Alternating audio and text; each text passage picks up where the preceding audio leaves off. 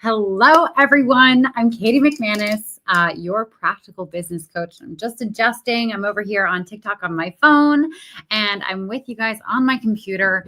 Happy Thursday, everyone. This week is a weird one, isn't it? Anyway, going live in a few different places, obviously. So I'm over here on StreamYard to Facebook, LinkedIn, and YouTube. Hello, everyone. Welcome. I do love this to be interactive. So if you have any questions or if you want to add something to the conversation, please do pop them in the chat. And I'm over here on my phone on TikTok. Hi, Melissa. Welcome. Likewise, if you have any questions, and hi, not Martha. Great to be clear about that. Welcome. Hi.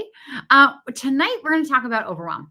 And I know whenever we talk about overwhelm, people get overwhelmed because they start thinking about all the overwhelm. And it also makes me think of 10 Things I Hate About You and Bianca saying, I know you can be overwhelmed.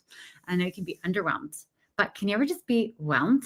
Anyway, tonight we're going to be talking about overwhelm and specifically how your corporate job trained you to be overwhelmed as a business owner. Okay. The ways in which our brains work and how we're supposed to do work as employees is actually so unhealthy as a business owner, as an entrepreneur.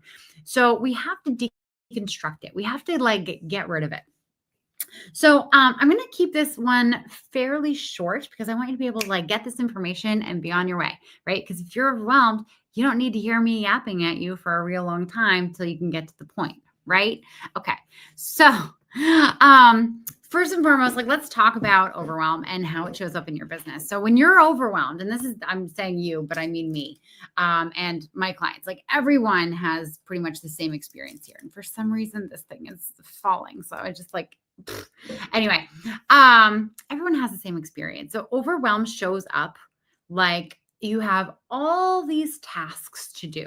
You have so many things that you have to do, and you have an inability to decide which one takes priority. And because you have all these tasks and you kind of have this inability to choose one, you don't make any progress on any of them.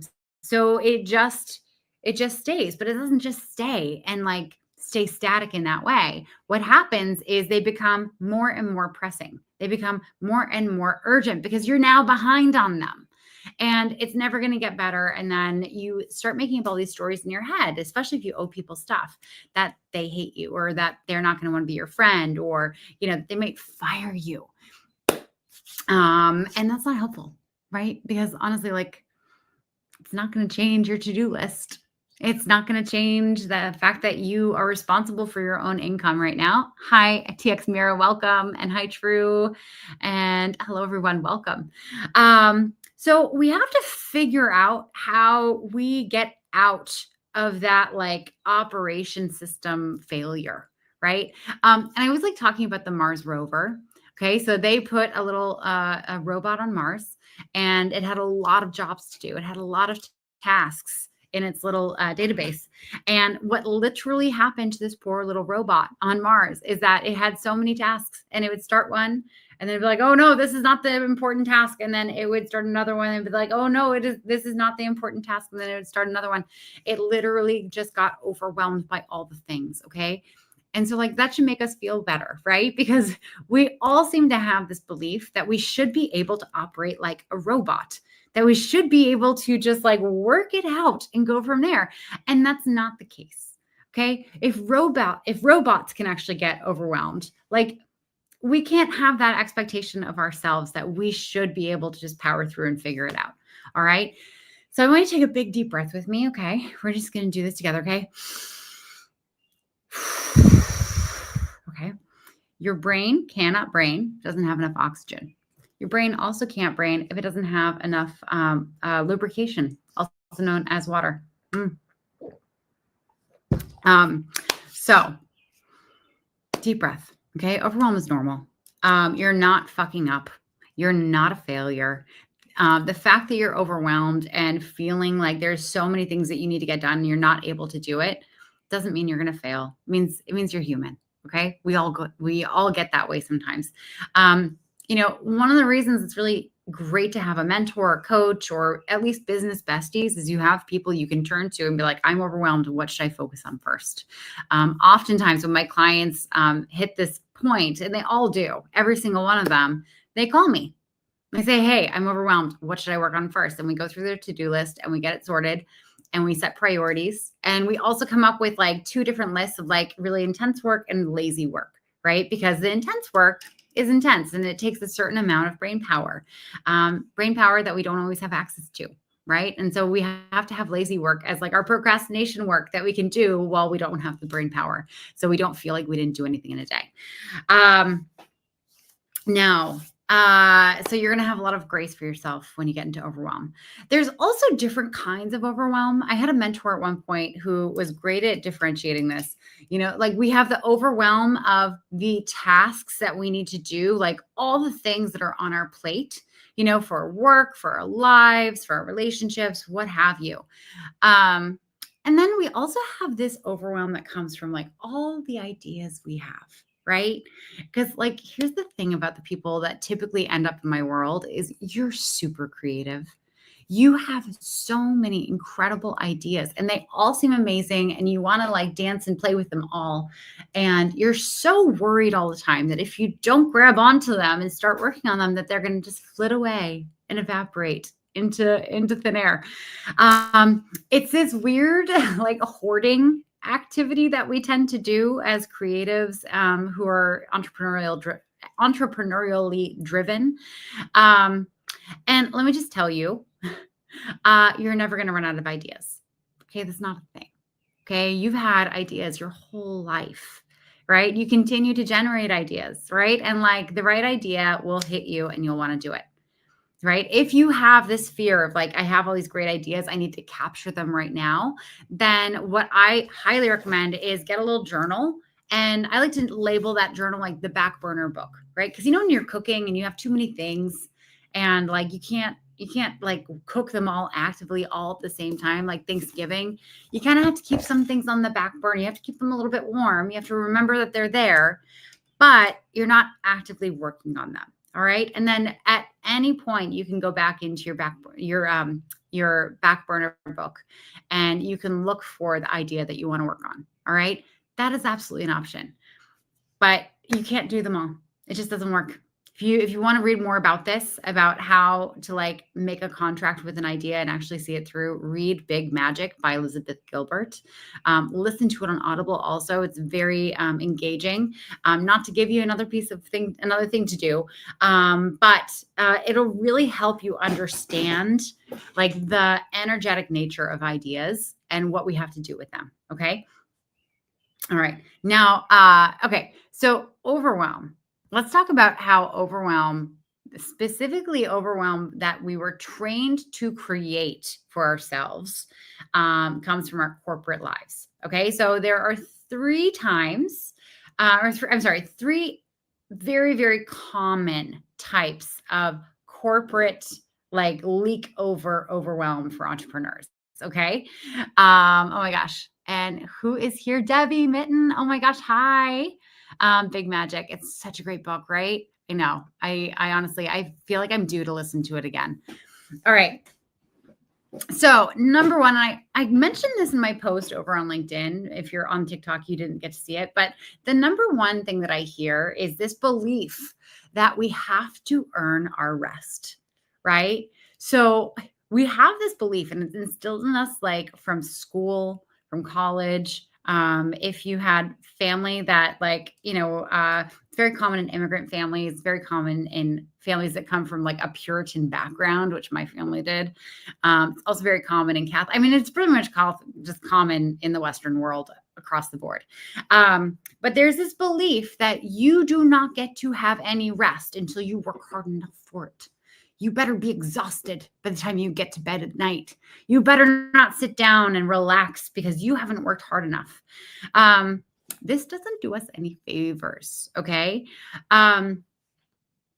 So first and foremost, rest is a human need, okay? We walk around in these meat suits that require certain things like water and food and sleep.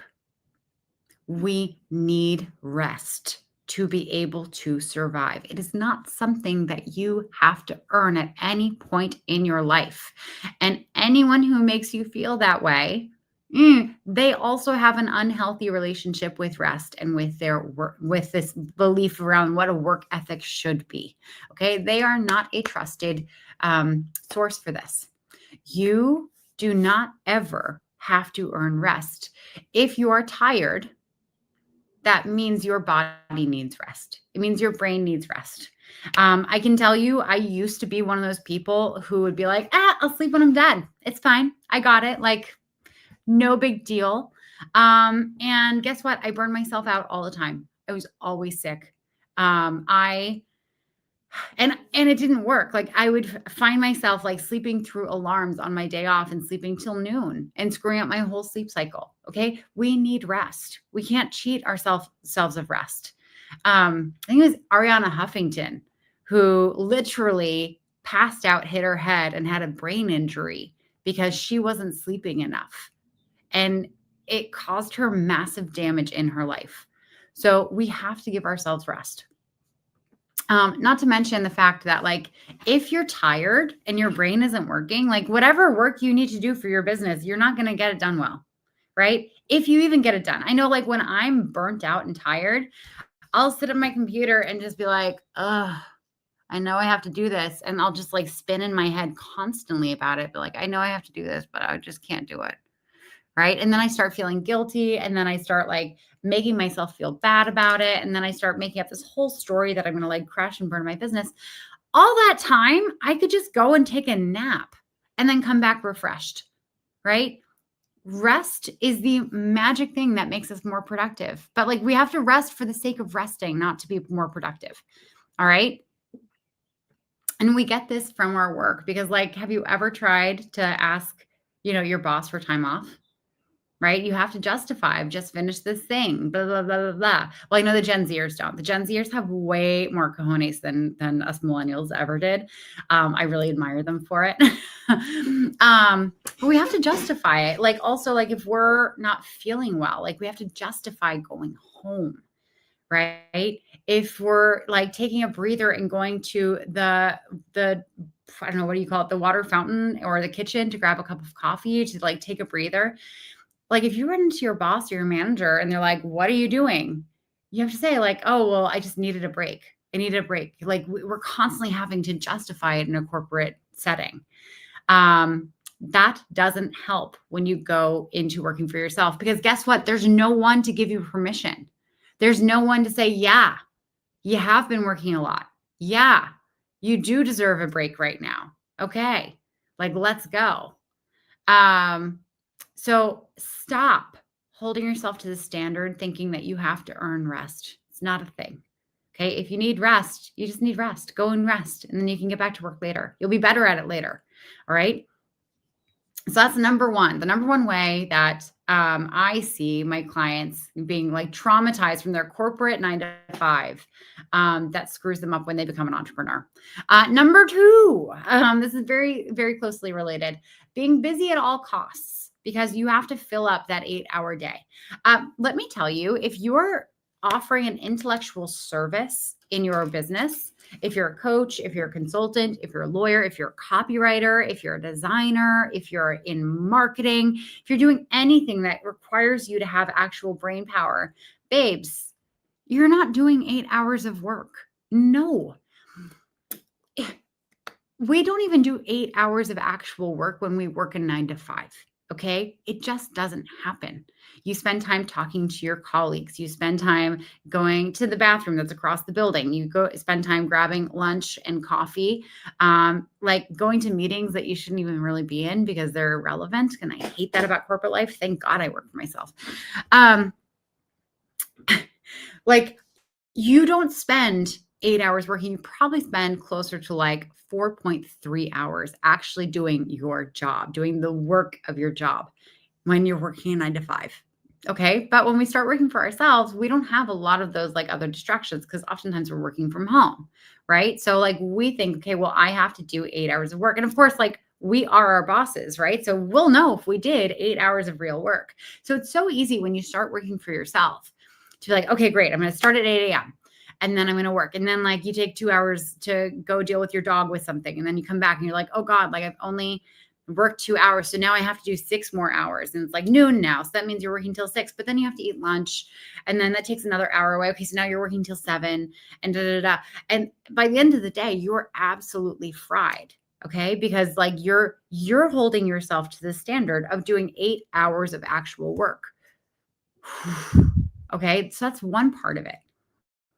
The other part of it is that like when you worked for a company, you had one job. You had one set of responsibilities. You had like one little lane that you had to stay to.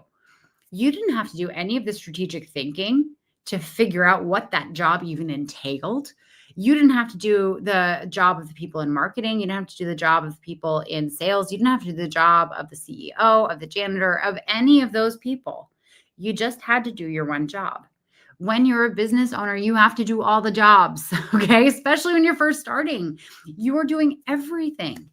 And not only are you doing everything, you're also having to do that high level strategy to figure out how the fuck do you do everything, okay? That takes a ton of brain power. All right. This is honestly why a lot of clients choose to work with me, because they don't have enough capacity to figure out all that stuff on their own. Right. So they choose to work with me so that I can help them figure those parts out. So I can help them figure out, how are you doing your marketing, and how are you doing your sales, and how are you doing this, and how are you doing that, so that they can just like be given some clear instructions that are customized to them so they can figure it out from there. Okay. There's no way you're going to be able to consistently do that level of brain powered work for 8 hours a day, 40 hours a week. Okay. You do need breathing room in there. Okay. Being busy, like, yeah, I get it. Like when you were working in an office, and I used to do this all the time. Oh my God. Like if I were at my office and I had my computer open, I was like, I'm going to check Instagram. I'm just going to like be sneaky. I would have something else that I could immediately jump to, because I didn't like, if my boss came in, they'd be like, what are you doing on Instagram? Why are you on Facebook? Are you slacking off? What's going on? And this goes into the third point. So you constantly have to look busy. I was talking to a client earlier today who was talking about how she has this background in working in restaurants. And like, I remember working in restaurants, and she was talking about how like you constantly just had to be running unless you wanted to get yelled at. And I remember vividly this one manager I had when I was a teenager saying, if you have time to lean, you got time to clean, right? So like, even if the restaurant is super slow, if you have time to lean, you have time to clean. Mind you, we were only getting paid like $4 an hour because we were relying on tips to make up a livable salary, but that's a conversation for another day. Anyway, which leads me to my third thing that I want to talk about.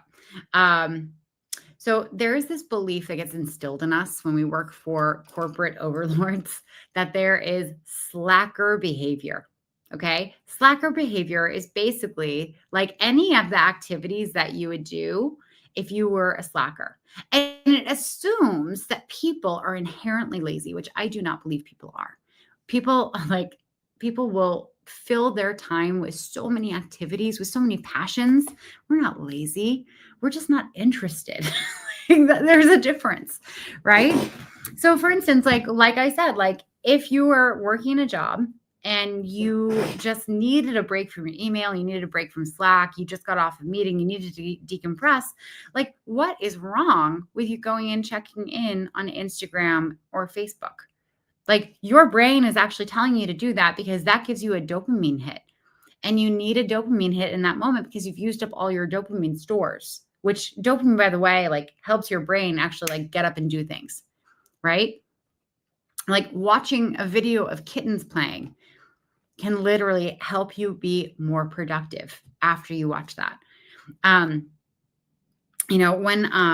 I was living in Philadelphia, I found myself like Saturday mornings, because it was my first time living alone with a large dog. And so like I needed to get her exercise. I needed to like get my week set up so that I could like get her out to do walks on a schedule.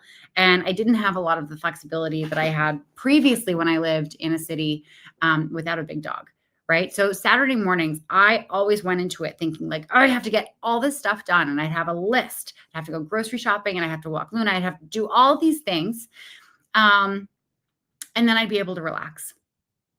And let me tell you how it would usually go. I would get up on Saturday mornings. I would take Luna for a quick walk. I would come back. I would have some coffee and I would sit there and I would dissociate on my couch. I would just stare off into space and I'd be just like spinning of like, I have to do this. I have to do this. I have to do this.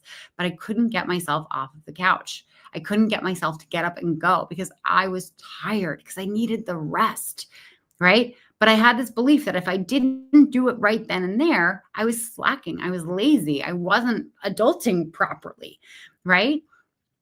I decided to change this. I decided to try an experiment. So I gave myself an assignment every Saturday morning for a few months where in the morning I'd get up, I'd take Luna out quickly, come back, make coffee, and then I'd watch a movie. And not a new movie. I'd watch a movie that I'd seen a gazillion times. Okay. So like You've Got Mail was a big one. Encanto, great movie. And I'd watch it and I'd watch it until I was bored. I'd watch it until I found myself just kind of getting up and tidying up the kitchen. Right. I'd watch it until like, oh, all of a sudden, like I have a load of laundry going and I have this and I have that and I've cleaned out the fridge. Right. I would watch this and sometimes I'd watch 2 movies. Sometimes my brain just needed to turn off enough so that I could rest and be tuned out of all the to-do list items.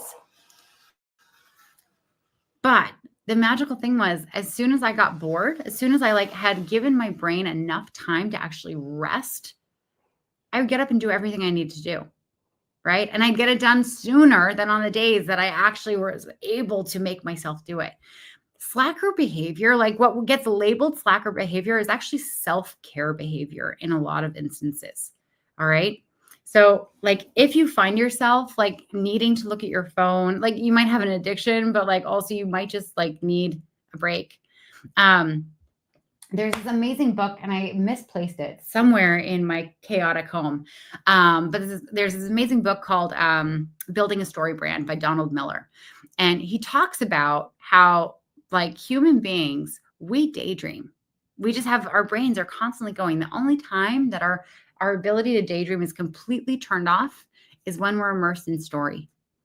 So like when we're thinking about our to-do list, like we're just constantly like running. But if we're watching a movie, if we're listening to a book on tape, if we're reading, if we're immersed in some kind of story, that's turned off. Those voices are gone. And we actually get to focus and rest.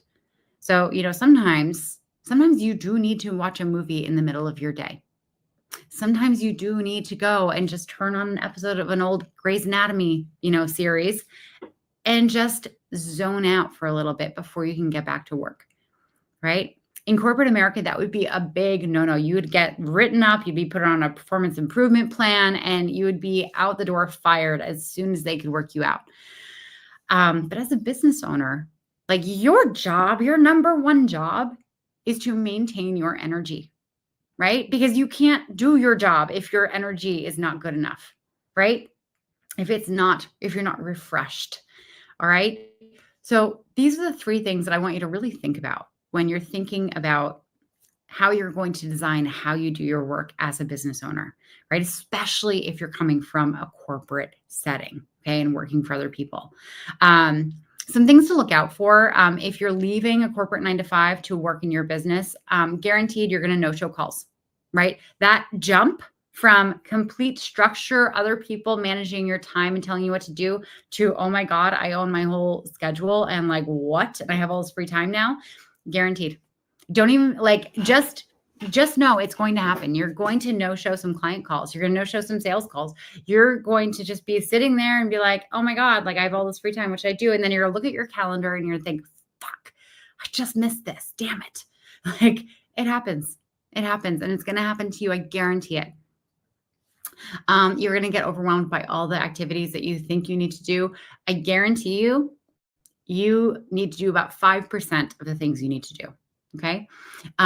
Your top priorities, number 1, visibility, right? Because you won't be able to stay in business if you don't have clients coming in, right? So you need to be visible. You need to promote your work. You need to show up on social media. Okay.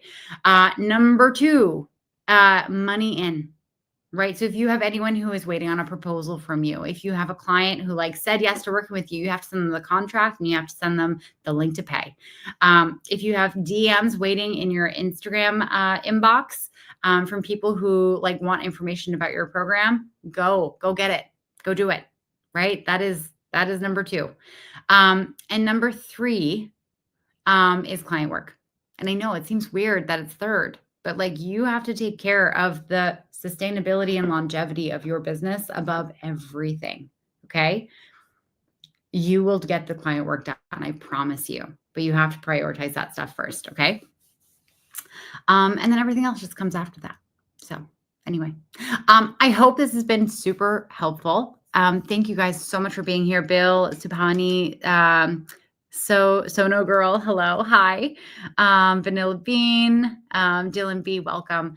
I hope this is useful. If you have any questions or there's anything in particular that you're struggling with as a new business owner, then feel free to DM me or to comment on this post and tell me, because I'd love to have an idea of what I can talk about tomorrow. So anyway, I'm Katie McManus, your practical business coach. Thank you so much for being here tonight. And I hope you have an amazing evening. Mwah.